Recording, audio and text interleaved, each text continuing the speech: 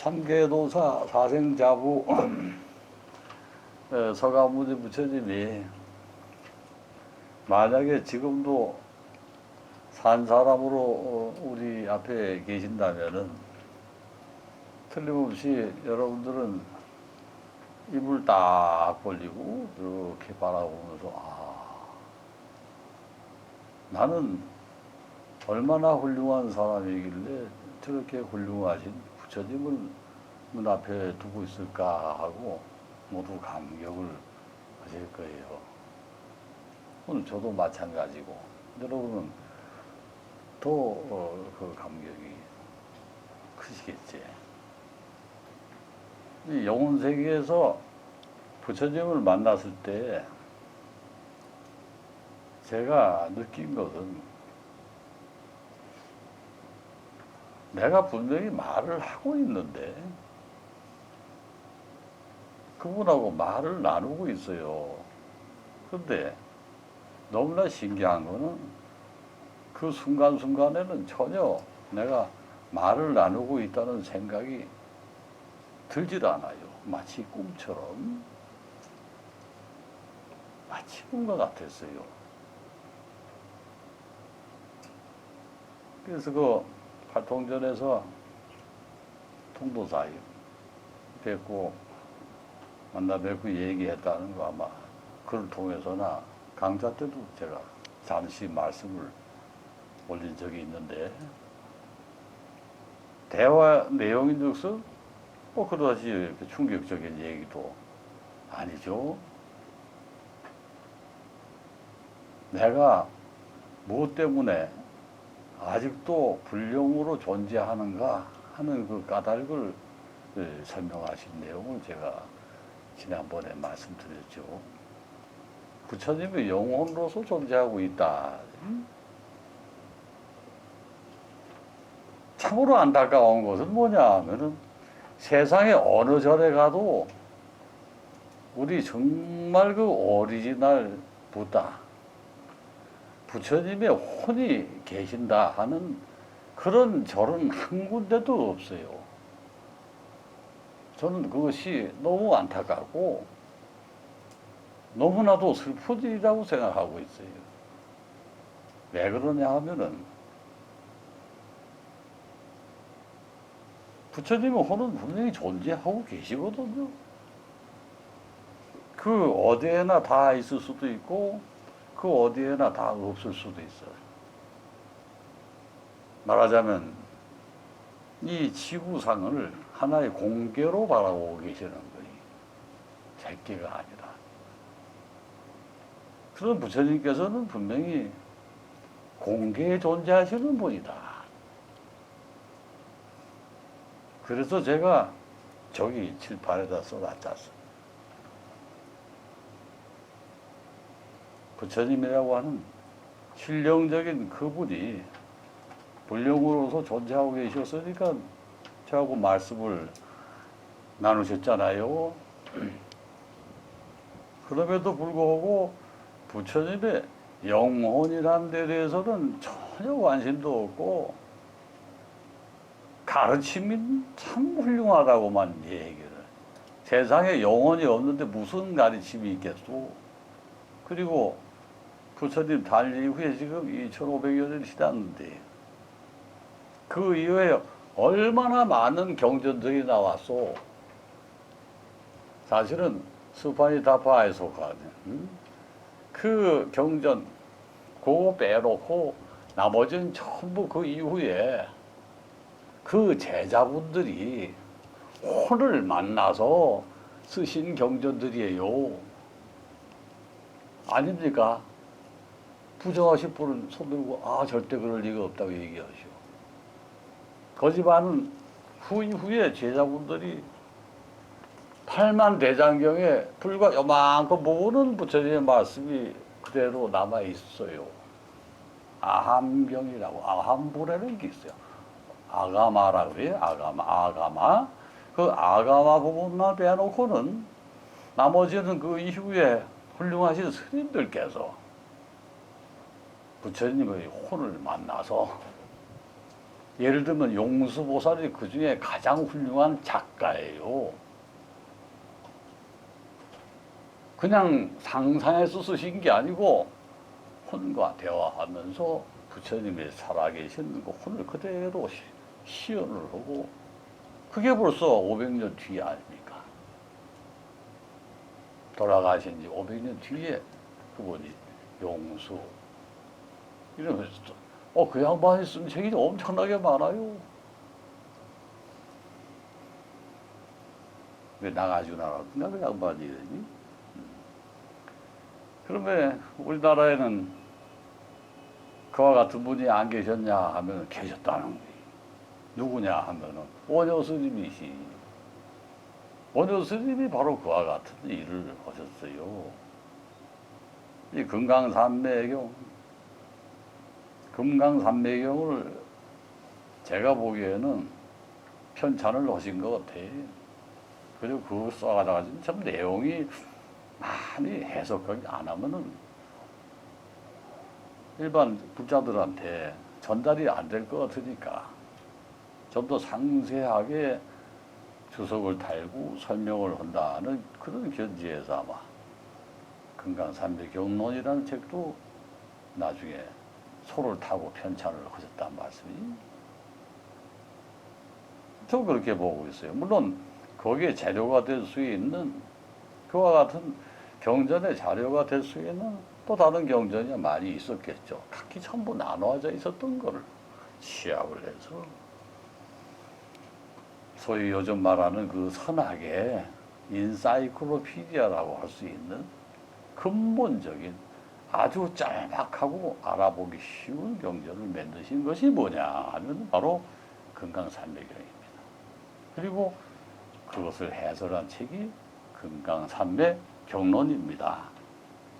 저는 그렇게 보고 있어요. 근데 부처님이 지금도 살아계신데 신라시대야 또 얼마나 젊으셨겠나. 지금 2500살이니까 조금 늙으셨겠지. 좀 그렇게 생각합시다. 그럼 그때는 돌아가신 지 한 1000년 이후니까 대략 그때 또 생생하게 좋은 말씀을 정확하게 이런 논리 정연하게 가르쳐 주시지 않았을까 하는 생각을 가지게 되고, 야, 이 불령이 전달돼서 전 책인데 그 소중한 가치를 모르고 또 중국에서 만들어지거나 인도에서 만들어진 그와 같은 위작 경전들은 아주 그냥 높이 추앙하면서, 다시 말하자면 우리 한반도에서 역사를 가지고 불교가 들어와서 지금까지 1000년이 넘어서 1500년 정도 됐잖아요. 그럼 당연히 그런 현상이 생기는 거는 우리가 받아들이고, 야, 그럴 수 있겠다 생각하고. 근데 안타까운 건 뭐냐면은 금강산매경이 그게 중국에서 건너온 걸로 이렇게 알고 계신다고. 절대 그럴 리가 없다고 제가 몇 가지 사실 가지고 또 논증을 했지 않습니까? 예를 들면 보리는 우리가 먹는 보리쌀의 보리다. 그럼 보리라고 한 이유는 뭐냐? 그 써놓은 글자가 좀 흉측해 발음하기가 보제가 되니까 그 어떻게 진리가 보제가 되냐? 이건 안 된다. 이래서 그냥 발음을 보리라고 이렇게 붙이고 보리사타. 보디거든 원래 보디 디 발음이니까 제로 쓰는 한자는 보제로 느낌이 안 좋으니까 보리로 하자 하고 결정하신 분도 역시 저는 이 훌륭하신 원효 스님이다 하고 믿고 있어요. 왜냐하면 그 보리싹을 내어 피가 오게 되면 보리싹이 싹이 트듯이 이렇게 진리를 진리싹을 키우자, 이런 얘기가 금강산매경 소문에 보면 딱 나와 있단 말이에요. 뭐 그것뿐입니까? 쭉 읽어보면은 그 간략한 경전에 어디에 한 군데도 토시라는 건 찾아볼 수가 없어요. 그 경전에는 토시라는 건 아예 없습니다. 뭐 이라든가 이거 이을 이자 있잖아, 이거 안 나와요. 또 갈지자 안 나옵니다. 또 야 뭐 이런 것도 없습니다. 어조사 완벽하게 그런 거 다 빼버리고 알맹이만 주어 동사 형용사 부사 요것만 있어. 조사는 아예 없고 전치사도 아예 없어. 그래서 경전을 구조하는 형식 자체가 이것은 뭐냐 하면 이두식이라는 거야. 우리말에는 원래 우리 고대어에는 말입니다. 조사가 없었어요. 그다지 있어도 사용 안 하고 지금도 우리 말할 때는 너 가라 그러지. 너는 가라 이렇게 얘기해요. 학교 가라 이러지 학교에 가라 그러고 애자 붙여요? 안 붙이죠? 우리 말할 때 이게 원래 우리나라 말이에요. 그 조사란 놈을 왜 붙이게 되냐면 중국 거를 갖다가 번역하다 보니까 혹시 잘못하면 어떡하나 싶어가지고 억지로 쓰다 보니까 그게 점점 어조사들이 붙기 시작한 겁니다. 원래 우리말에는 그렇게 조사를 중요시 안 했어요. 옛말에 보면. 그 증거가 뭐냐 하면은 신라시대 향가를 보세요. 거기에 뭐 조사 부분이 있습니까? 있으면 한번 말씀해 보세요. 세벌 발기달에 반들이 너희다가 들어서 자리에 보니 가로리 떼시오라.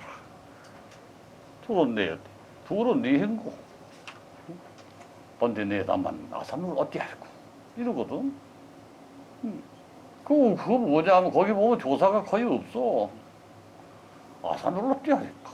빼앗겼는데 어떡하는 말이냐 이렇게 아산을 어찌 할까?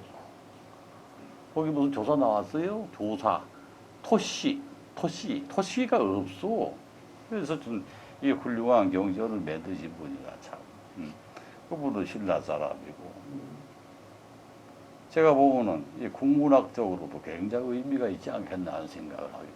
왜냐하면 한자로 되어 있는 경전인데 보면은 그 사이에 하나하나 토시를 읽는 사람이 집어넣어야만 하는 경전이에요.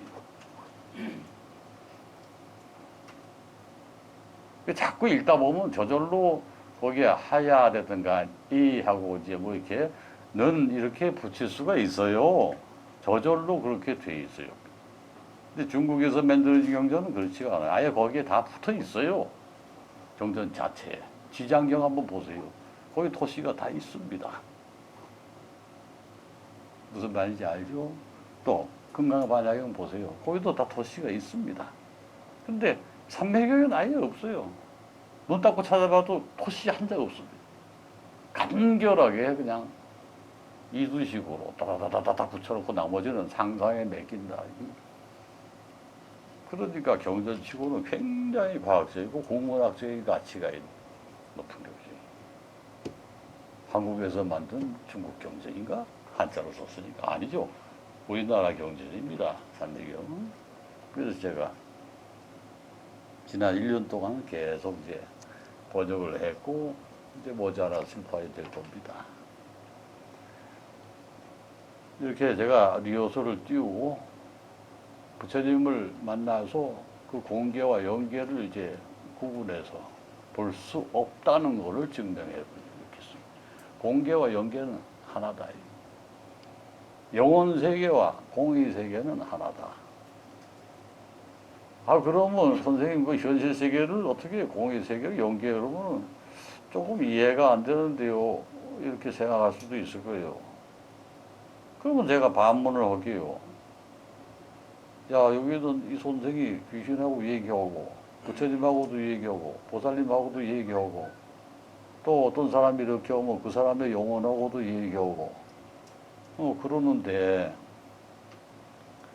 어떻게 그런 말을 오히려 할 수 있니? 왜냐하면 영혼 세계가 공계인데, 다만 공계라는 그 말이 무엇이냐 하면, 우리가 있는 듯이 없는 듯이, 있는 것도 아니고 없는 것도 아니고, 없다 그러면 없고, 있다 그러면 있고, 그것이 영혼 세계 아닌가. 공계하고 차이가 뭐가 있어? 한번 내보시오. 공계를 표현할 때 쓰는 그 스페시fik한 표현하고, 연계를 표현할 때 쓰는 스페시fik한 표현은 하나도 다른 게 없어. 거기서 착안을 해서 생각하시면 금방 역설적으로 이해할 수 있는 게 영혼 세계는 공의 세계를 바탕으로 하고 있다 하는 것이 증명이 돼요. 그래서 조금 이제 비약적으로 또 말씀을 드리자면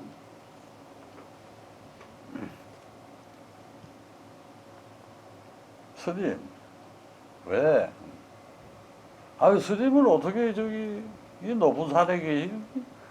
아니, 뭐, 큰 스님 오실 거 다 알고 준비하라고 했는데, 정말 안 오면 어떡하실래요? 이게 정말로 저 설악산 그 꼭대기에 있는 그 암장에서 있었던 얘기. 아, 잔말 말고 준비해라. 조금 있으면 이제 원성이 올라올 테니까. 근데 원성이 스님이 자기가 가르친 제자. 올라올 테니까 준비해라. 오랜만에. 그래도 밥이라도 먹여 보내야 될 거 아니냐? 그래서 밥을 짓고 왔는데 귀찮아 죽겠는 거예요. 에이, 안 오면 망신이다. 도통에 뛰더니 뭐, 안 오기만 해봐라. 그래서 이제 기다리고 있어. 정말로 버적버적 짝지를 치고 올라오고.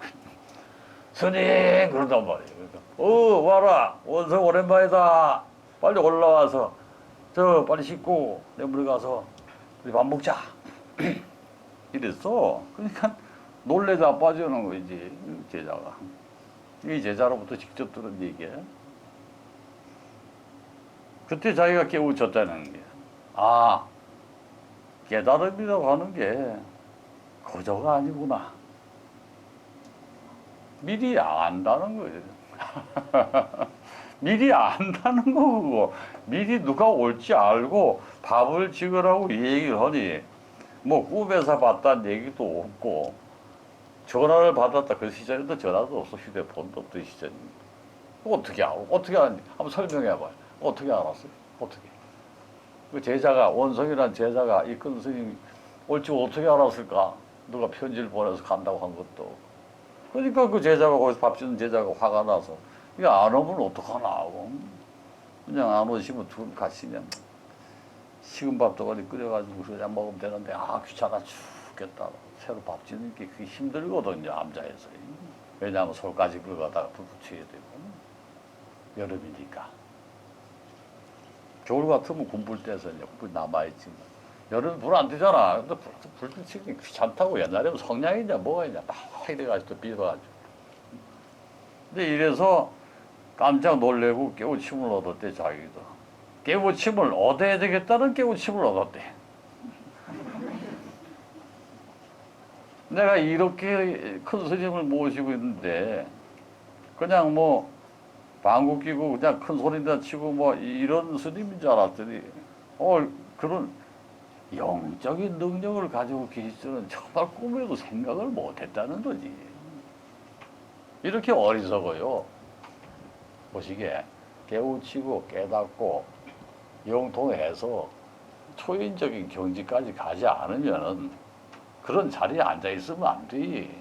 여러분도 거기 지금 앉아있지. 거기 앉아있으면 안 돼. 앞으로 1년 뒤에 조금이라도 딴 사람보다 나은 견지가 딱 돼가지고, 그래야 내가 받아줘. 최소한도 연말에 보너스 얼마 받을 그 정도는 명확하게 끝수까지 알아야 된다, 이 말이. 미리 알아요. 아니, 그걸 어떻게 알아요? 아이고, 그냥 아니까 하는 거지. 뭐, 보이는 것도 아니고, 들리는 것도 아니고, 정보로 전달되는 바가 아무것도 없는데, 저절로 아는 것이. 거저 아는 거예요, 거저. 누가 가르쳐 주는 것도 아니고, 알려고 해서 하는 것도 아니고, 누가 물어보니까 마지못해 대답하려고 지어내는 것도 아닌데, 미리 알고 있다. 그게 뭐 대단하냐고 생각하지 마시고, 그거 대단한 겁니다. 왜냐하면 사람이 사는 세계는 천국이기도 하지만은 또 지옥을 겸하고 있거든요. 어느 귀신이 또 잡아갈지 몰라. 뭐 자기 말고 또 가족도 있고 친지도 있고. 그런 걸 생각하면 자기가 미리 알고 경고할 수도 있고, 응? 주의해서 자기가 피할 수도 있고, 뭐 그런 거 아니겠소? 그걸 안다는 것은 뭐 그렇게 중요하다 이게 아니라, 사실은 그렇게 미리 알고 사는 것은 하나의 생명이라고 나는 봐요. 하나의 생명이 다만 시계추가 왔다 갔다 하는 그 기간 동안에 미리 안다는 거는 그때가 되면 저절로 아는 거 아닌가? 좀 앞당기면 될 거 아닌가? 그것을 조금만 앞당겨서 볼 수 있는 그 눈이 트이는 이 중요한 거 아닌가? 그래서 여기에 보면은 공계와 연계는 하나다 해서 화살표를 쭉 질러놨는데 처음에 색계, 무색계, 공계라고 저 윗부분에 줄을 쭉 끈 윗부분을 보시면 조개 머리 부분에 이 조개라고 했을 때 조개 껍질이라고 생각하면 금방 이해가 돼. 지금 내가 이렇게 모시조개를 하나 가져와서 껍데기에다 썼다고 상상을 하면 금방 왜 그죠? 보면 색이 있는 세계가 있고 색이 없는 세계가 있고 텅 비어 있는 세계가 있다. 그래서 색계, 무색계, 공계. 근데 영혼의 차원에서 보게 되면은 오늘 현재 세계고 무색계라고 하는 것은 현재와 미래나 과거나 관계없어 모르는 세계가 영혼 세계 아닌가? 영혼 세계 사이에 끼어 있는 인간의 추천할 수 있는 염력, 내다볼 수 있는 염력의 세계가 가운데에 있어요. 이거는 색계가 아닙니다. 이미 넘어가 있어요. 그 중간 단계예요.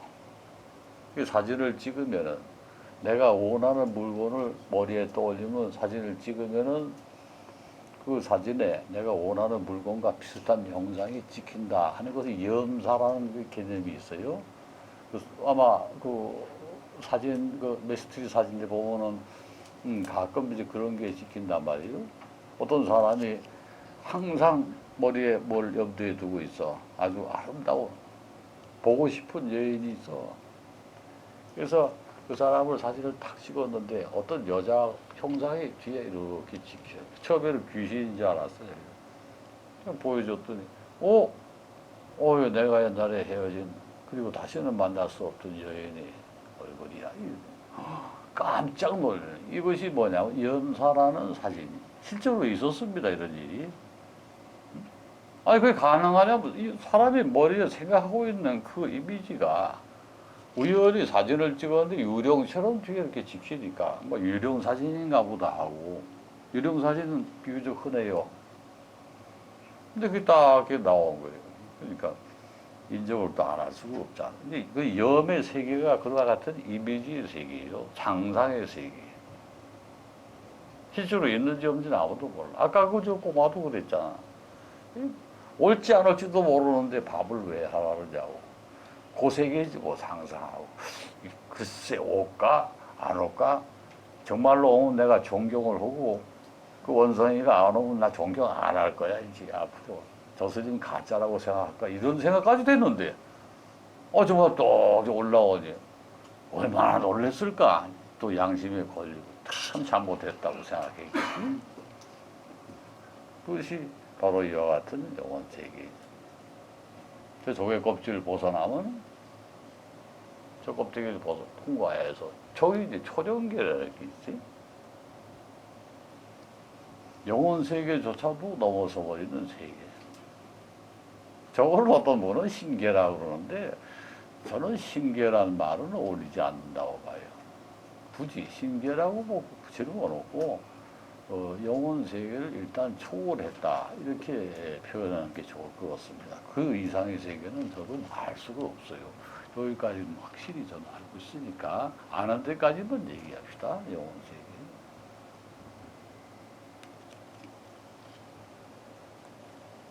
그럼 정리를 한번 해드릴게요. 연계는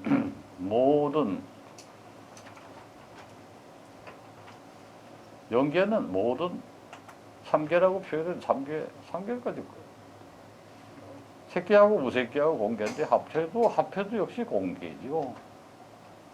색계라고 하는 거는 뭐냐면은 첫째가 생명이 존재하고 물질의 존재. 이것이 들어가 있을 때 공계 안에, 공계 내부에 물질과 정신, 생명, 이와 같이 생동하고 있는 어떤 변화 체계가 있을 때 그것을 색계라고 하는 겁니다. 좀 이해가 되시지? 이제는 공계가 있는데 그 안에 돈도 있고 여자도 있고 할 일도 있고 뭐 이런 게 다 새끼라는 거지. 아주 컬러풀하지 않습니까? 여러 가지가 다 있으니까 입술도 빨갛게 칠을 해야 되지. 머리도 이렇게 막 시커멓게 불을 들여야 되고 이런 게 이제 새끼란 말이에요. 무새끼는 이제 공기하고 사이에 끼어 있기 때문에 모든 것이 이미지화돼서 이 아카시 코드라고 하는 것이 이제 여기서 주로 오죠. 신이 우리에게 인스피레이션을 전달해주는 채널이 뭐냐 하면 무새끼입니다. 사실은. 공개도 아니고 새끼도 아니고 그 중간에 끼어있는 그 차원에서 우리가 정보를 많이 받아들일 수가 있어요. 식기 정보라든가 또 예지 정보라든가. 그래서 소위 카바라는 책이 이제 그리스에서 옛날에 만들어졌다는데 그 카바라는 책이 전부 그것이 아카시 코드의 책이거든요. 아카시 코드가 뭐냐면 우주 정보란 뜻이에요. 거기서 이와 같은 정보들이 모여 있다가 우리 영적인 느낌이 강한 사람한테 전달이 돼서 오늘날에 이루고 있는 물질 문명의 거의 대다수는 사실은 발명이라는 과정을 거쳤는데 인벤트 그것이 뭐냐 하면 바로 그 같은 신기의 정보 아카시 코드에서 오는 인스피레이션을 받아가지고 오늘의 IT도 그렇게 해서 형성이 된 것이 아닐까 하고 저는 생각을 해봅니다. 이모티콘의 대가 맞습니까? 어디 가졌어? 안 보이네.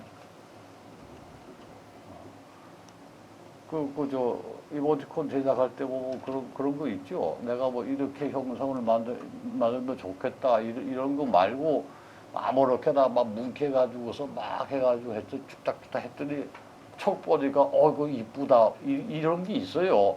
말하자면 손이 막 지가 막 움직여. 그런 적 없어요?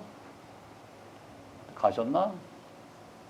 이모티콘의 대가 어디 가셨어? 아까 내 분명히 봤으니까 여기 앉았네. 카메라에 가려가지고 안 보이고. 그런 거 있지요? 막 작업을 하다 보면 내 뜻과는 아무 상관도 없이 뭘 그려 막 그렸는데 너무 큐트하단 말이야. 아마 미칠 정도로 이쁘고 귀여워 죽겠는가 요시 새끼가. 여기 미키 마우스야. 월트 디즈니. 월트 디즈니가 만든 미키 마우스. 그게 진짜 아냐? 지 얼굴이지. 자기 얼굴. 지 얼굴이 아니고 자기 얼굴. 또 지 그러니까 보고 있다. 그 자기 얼굴이 거기에 등장을 한다 이 말이. 월트 디즈니. 아주 비참한 시절에 그것을 만들었거든. 지보다도 못한 생활을 할 때 그거 만들어 가지고 상품화 시켜서 월트 디즈니 극장을 만들지 않았는가? 유원지도 만들고 와 대단합니다.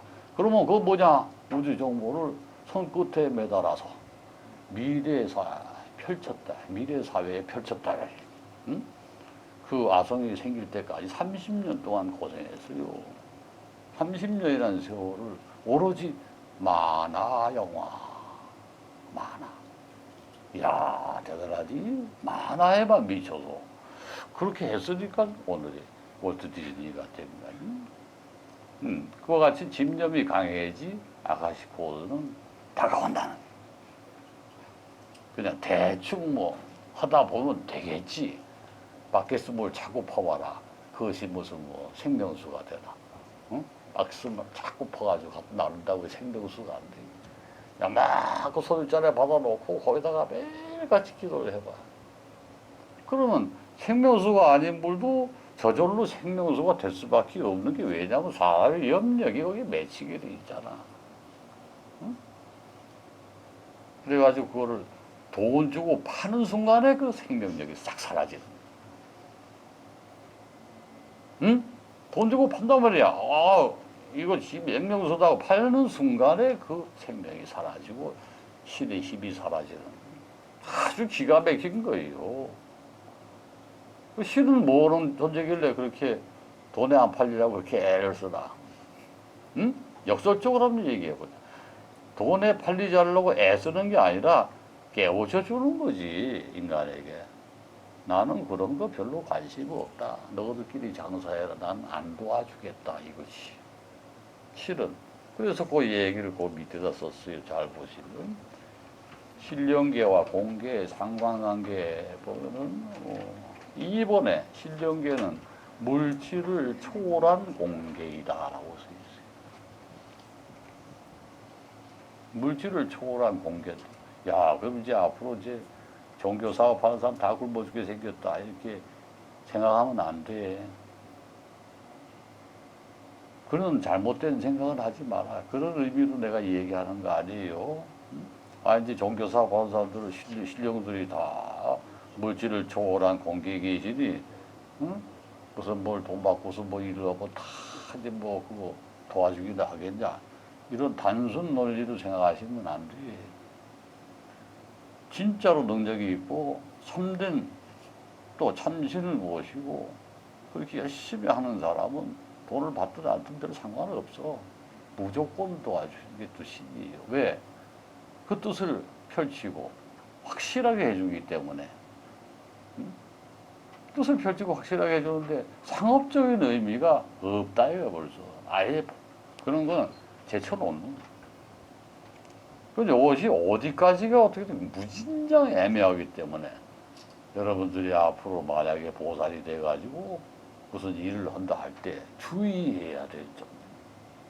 이게 어디까지가 한계인가, 상업화의 한계가 어디까지인가를 명확하게 선을 그어놓고 중생들을 위해서 일을 해주셔야 돼. 이거는 비단 이쪽에 영세계 일을 하는 분뿐 아니라 일반인들이 사업을 할 때도 마찬가지예요. 소위 말하는 신의 성실의 원칙이라든가 이런 민법상에 나오는 그런 원칙들이 어디서 온 건지 아시오? 신의 성실의 원칙이라는 그 민법에 나오는 굉장히 기본적인 신이 있게 성실하게 어떤 계약 조건을 이행해야 한다는 그런 얘기예요. 근데 그것이 사실은 신의 얘기 아닌가? 잘 보면. 누가 감독한다는 얘기가 신이 하는 거지, 옛날에. 옛날에 무슨 법 없었어요. 자, 이거 가져간다. 이거 갖다 놓으세요. 이래. 가져간다. 그러면 갖다 놓으세요가 답이야, 그냥. 응? 거기 무슨 계약서가 있나? 가져간다가 뭐 그냥 빌려간다는 소리야. 아주 가져간다는 소리가 아니고. 그런 시대에 살던 사람이 오늘 갑자기 이제 해방 직후에 이제 돈 벌고 전쟁 날 때마다 돈 버는 놈 있어 또. 응? 나라가 망할 때마다 지금 부자가 된 놈 있어. 이런 놈들이 그냥 그 부지경이 탁 짓고서 사업을 해가지고 엄청나게 돈 많이 벌고 나니까 이 머릿속에 신의 성실이 뭐지? 아예 몰라. 신한테 벌 받는다는 개념도 아예 없어. 그러니까 신한테 벌 받는 개념이 없는 놈이 법을 지키겠냐? 법을 지킬 리가 없지. 법이라는 게 원래 흐물딱 한 거니까. 응? 그래서 이제 요즘 저희가 좀 힘든데 하여튼 내가 딴 얘기로 넘어가지만 굉장히 중요한 거를 알려드리는 거예요. 돈을 받고 일을 할 때는 피땀 흘려서 잘해줘야지. 공짜가 어딨냐. 그리고 그 상대방이 감동을 할 줄 알고 그렇게까지 해줘야지 진짜야. 아셨어? 아예 안 해주려면 하시지 말고 돈 받을 때는 받은 만큼 정말 피땀 흘려서 그 사람에게 감동을 주고 그 가족에게 감동을 주고 그렇게 해야 됩니다. 대충 이러지 말고 큰일 나요. 벌 받아. 그 다음에 신령계는 공계를 전반적으로 관리한다. 이게 뭐냐 하면 신령계는 공계라고 하는 것은 사실 주관적인 자기의 그 인식 세계 속에서 존재하는 공계라고 합니다. 인간의 인식 세계 속에서 이 구식론에도 나오고 뭐 유식론에도 나오고 보면은 불교 철학의 반은 이 식에 관계되는 거예요. 의식 세계. 거기에서 개념적으로 추출해서 빵 하고 터트린 게 뭐냐면 공이거든. 공의 개념이라는 것을 그냥 공계가 존재한다는 개념으로 아예 안 봐. 그것도 또한 문제예요. 공계를 인식상의 혹으로 보는 그런 견지에서 공계를 보면은 영원 세계가 일체 결부할 수가 없어요. 근데 이 대우주가 물질이 있는 우주든 물질이 없는 우주든 그것이 공계로 형성이 되어 있다 보고 그 공개 속의 영혼들도 함께 공존하고 있다는 거로 보고 지금 여러분 옆에도 다 귀신과 신이 다 함께 존재하고 있다는 걸로 볼 수 있는 그러한 개념에서의 공개, 실질적인 공개, 무엇이든 다 들어가서 존재할 수 있는 공개, 오히려 유색계보다 더 큰 공개, 이런 개념에서의 공개를 가리키고 있는 거예요. 그냥 빈자리 이렇게 보시지 마세요. 아, 빈자리가 있다. 우주에 간 빈자리인데 거기에 지구상에서 쫓겨나고 좌천된 자들이 다 혼이 거기 가 있나 보다. 이렇게 생각하지 마시라고. 왜 거기 가 있어? 여기 있지. 여러분하고 함께 살지. 만약에 있다면. 도망가요. 그 밑에 칸을 이제 다 보시면 불교에서 말하는 공개의 의미. 이것이 좀 어려우니까 이렇게 참 열심히 하시는 분들이 많아가지고 나는 아니 날이 갈수록 자꾸 공부를 좀 더 하게 되고 또 더 하게 되고 이제 그만해야 되겠다 싶으면 또 더 하게 되고 막 여러분들이 계시니까 내가 공부를 안 할 수가 없어. 내 공부는 뭐겠어? 정리해가지고 얘기해 주는 거지. 막 흩어져 있는 이런 거를 체계를 잡아서 딱 맞춰가지고 거기 리스트 좀 해가지고 이렇게 보여. 그게 내 일 아니냐. 리스트를 바짝바짝 빛나게 해서 그래야 또 기억을 하지. 이 조개 껍질이 조개 껍질이잖아. 잘 현계는 살아가는 세계. 연계는 염력이 동원되는 우리 머리. 그다음 이제 영혼 세계. 사실은 영혼 세계가 이걸 다 지배하고 있어. 맨 바깥에 있는 거는 안에 걸 관계 없다가 아니라 공개나 연계를 무색계와 연계, 색계를 전부 지배하고 있어. 다 관여하고 있어. 이해가 되시죠? 이제 따로따로 있는 게 아니고, 그러니까 유 요거야. 나중에 이제 순절조하고 이렇게 같이 들어가다 나중에 이렇게 돼가지고 통합시키는 통합개념. 응? 그래서 합하면 이제 원효 스님이 얘기하는 일미가 나오지. 하나의 맛으로 하나의 관조하는 공관법이니까 여기 공관이 바로 바깥에 있으니까 바깥에서 보면 안에 거 다 보이지. 공관법 안에서 바깥에서 안 보여. 나가서 들여다보면은 공도 보이고 색도 보이고 무색도 보이고 다 보여요. 응?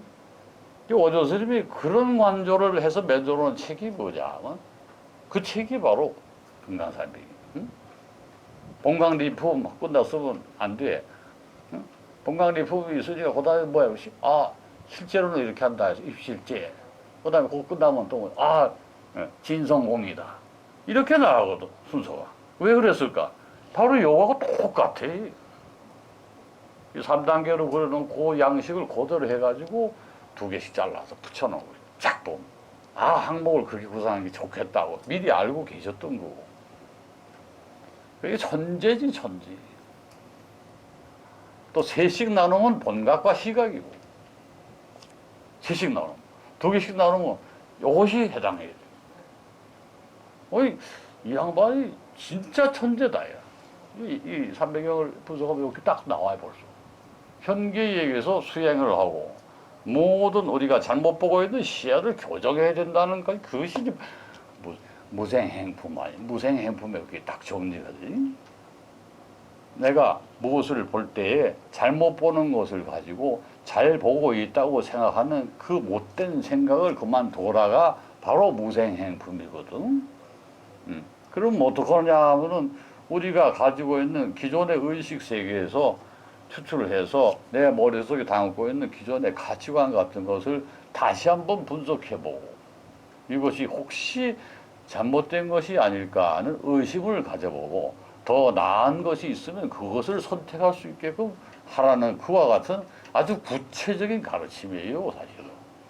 이것이 그냥 대충 얼기설기 그냥 한자 늘어가지고 무슨 말인지 모르지만은 우리가 이해하기에 또 실생활에서 도움이 될 수 있는 정말 중요한 점, 이익이 되는 점이 뭐냐 하면 그 같은 관조할 수 있는 방향성이 바뀌고 시야가 달라지고 종합적인 시야에서 보기 때문에 손해볼 일이 사라진다. 인생에서도 크게 봐서.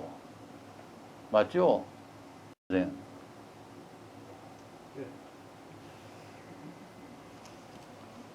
정말로 쉽시다.